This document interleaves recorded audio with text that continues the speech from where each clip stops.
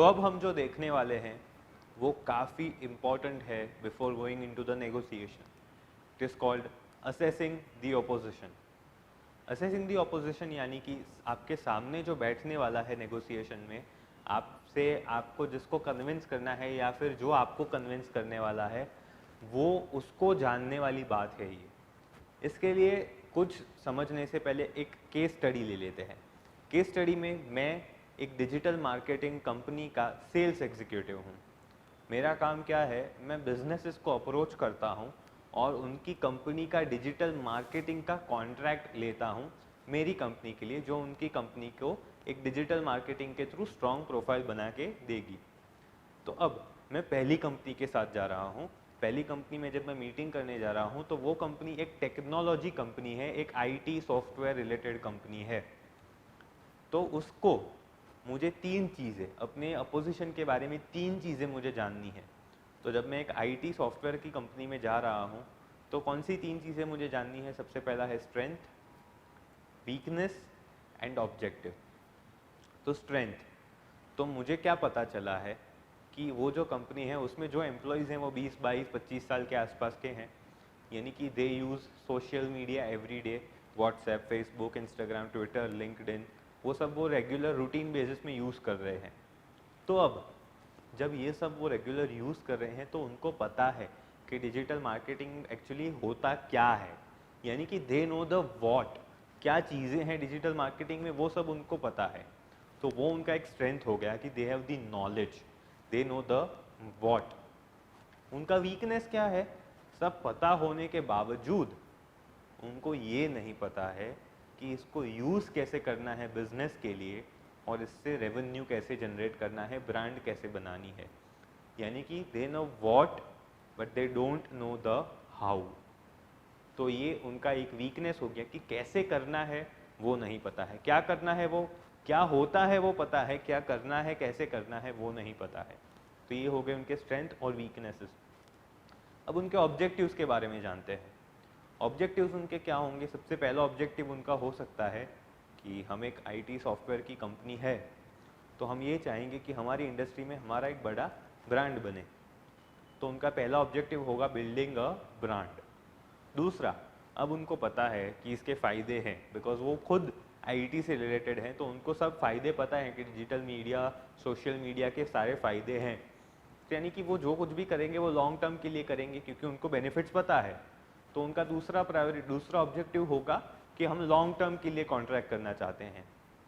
तीसरा उनका ऑब्जेक्टिव होगा कि हम जब लॉन्ग टर्म के लिए कर रहे हैं तो हम ये भी चाहेंगे कि हमें एक कॉस्ट इफेक्टिव, तो यानी कि तीसरा ऑब्जेक्टिव उनका होगा कि जब हम एक लॉन्ग टर्म कॉन्ट्रैक्ट कर रहे हैं तो एक प्राइस पॉइंट जो हो वो अफोर्डेबल हो, यानी कि दोनों को कोई प्रॉब्लम ना हो, ऐसा एक प्राइस पॉइंट म्यूचुअल अंडरस्टैंडिंग के साथ डिसाइड करे जिससे एक लॉन्ग टर्म कॉन्ट्रैक्ट में प्रॉब्लम ना आए। तो उनके तीन ऑब्जेक्टिव्स कौन से हैं? Building a brand is the first priority, second objective is long term contracts and third objective is cost effective solutions. Strength क्या है? उनको पता है क्या है, लेकिन वीकनेस क्या है? उनको पता नहीं है कि कैसे उसका फायदा लेना है। They know the what, they don't know the how. तो ये हो गई पहली कंपनी। दूसरी कंपनी की बात करते हैं। जो दूसरी कंपनी है वो काफ़ी सालों से कपड़े का बिजनेस कर रही है और कपड़े का एक रिटेल आउटलेट है। वहाँ पे जो जो बिजनेस के ओनर है उनकी एज है 40-50 साल की एज है। तो अब उनका स्ट्रेंथ क्या है? बिजनेस में उनका अच्छा खासा एक्सपीरियंस है, उनको बार्गेनिंग काफ़ी अच्छा आता है क्योंकि वो रोज़ अपने बिजनेस में यही बार्गेनिंग का फ़ायदा लेके कमा रहे हैं और उनका एक्सपर्टीज़ आ चुका है उसके अंदर। यानी कि उनका स्ट्रेंथ है experience and expertise in negotiation. उनका वीकनेस क्या है?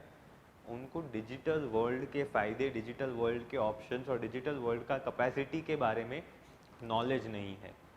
तो ये हो गया उनका वीकनेस कि उनको नॉलेज नहीं है कि डिजिटल वर्ल्ड से क्या फ़ायदा हो सकता है। और तीसरा उनका ऑब्जेक्टिव क्या होगा कि डिजिटल वर्ल्ड में मैं नया हूँ। बिजनेसमैन की अगर बात करें तो बिजनेसमैन ये सोचेगा कि डिजिटल वर्ल्ड में तो मैं नया हूँ, तो मैं पैसे डालूंगा इसके पीछे मार्केटिंग में। तो मेरा पहला ऑब्जेक्टिव ये होगा कि मैं अगर 10,000 रुपये इसके अंदर डाल रहा हूँ तो मुझे इसके थ्रू एटलीस्ट 10,000 का धंधा मिल जाना चाहिए।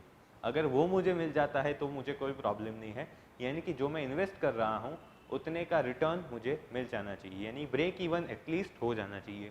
ये उनका पहला ऑब्जेक्टिव होगा। दूसरा उनका ऑब्जेक्टिव ये होगा कि जब मैं नया हूँ तो मैं पहले देखना चाहूँगा कि क्या ये एक्चुअली मेरे धंधे में फ़ायदा कर सकता है कि नहीं। तो मैं ये चाहूँगा कि शॉर्ट टर्म के लिए कुछ करे, 2 महीने 3 महीने 4 महीने के लिए, ताकि क्या एक ट्रायल रन हो जाए, पैसे का उतना बड़ा इन्वेस्टमेंट भी ना जाए और मेरा ट्रायल भी हो जाए कि एक्चुअली ये काम करता है कि नहीं। तो ये उनका दूसरा ऑब्जेक्टिव होगा। और तीसरा ऑब्जेक्टिव क्या होगा कि इसके पीछे जब मैं हर महीने अगर 10,000 रुपये भी डाल रहा हूँ तो 4 महीने के 40,000 रुपये मुझे किसी को देने पड़ेंगे। तो मैं ये चाहूँगा कि जो जिसको मैं दे रहा हूँ वो एक जेन्युइन और रिजल्ट ला सके, ऐसी कंपनी हो, ऐसा ऑर्गेनाइजेशन हो, ताकि मेरे पैसे वेस्ट ना जाए। तो हमने 2 कंपनीज देखी। सबसे पहली टेक्नोलॉजिकल कंपनी थी, उनके ऑब्जेक्टिव्स क्या थे? Brand, long term and cost effective. उनके स्ट्रेंथ क्या थे, क्या है वो पता है, क्या क्या फैसिलिटीज़ है वो पता है। वीकनेस क्या थी, कैसे करना है वो नहीं पता है। दूसरी जो कंपनी देखी उसके स्ट्रेंथ क्या थे, बिजनेस की मास्टरी है, नेगोशिएशन की मास्टरी है। वीकनेस क्या है, क्या फ़ायदे हैं डिजिटल वर्ल्ड के वो नहीं पता है। ऑब्जेक्टिव्स क्या है, जितना डाल रहा हूँ पैसा उतना मुझे मिल जाना चाहिए। दूसरा, एक शॉर्ट टर्म के लिए कॉन्ट्रैक्ट करे। और तीसरा, जेन्युइन कंपनी हो मेरे सामने जिनको मैं कॉन्ट्रैक्ट दूँ डिजिटल मार्केटिंग का। तो ये 2 कंपनीज देखी। अब हम अगली वीडियो में देखेंगे कि इससे हम अपोजिशन के बारे में कैसे इसको एनालाइज करेंगे। Thank you so much for watching.